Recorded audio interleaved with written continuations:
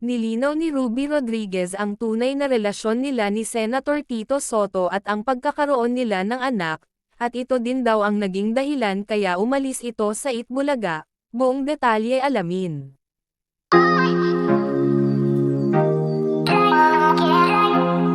Naging sentro ng intriga ang pagiging malapit ni Tito Sotto at Ruby Rodriguez, matapos kumalat ang mga tsismis kasama ang mga larawan ng mga sweet moments nila ni Tito Sotto.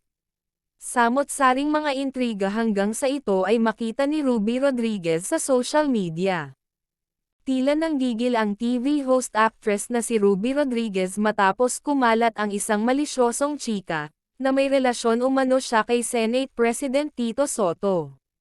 Sa Facebook, ibinandera ng aktres ang isang screenshot ng pekeng balita na mula sa isang vlogger na may username na Pinastar. Ang nakalahad sa bahagi ng naka-screenshot, Ruby Rodriguez, inilantad na ang anak nila ni Tito Sotto buong tapang na paglalahad ng kanyang tunay na kwento. Agad itong kumalat sa social media at nakarating na nga mismo kay Ruby. Sa caption ng batikang aktres, diretsya niyang sinupalpal ang nagpapakalat ng maling kwento. Inamin din niya na concerned siya sa epekto nito sa kanyang pamilya. "I'm going to consult my lawyer regarding this matter," bungad niya na balak idemanda ang vlogger. Aniya pa, "This malicious content is harming my family and innocent child. This is too much."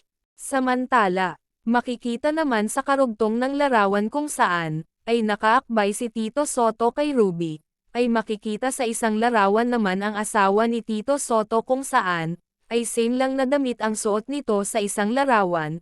So ibig sabihin ay ang asawa ni Tito Sotto ang kumuha ng naturang larawan nila ni Ruby at kuha ito sa ibang bansa.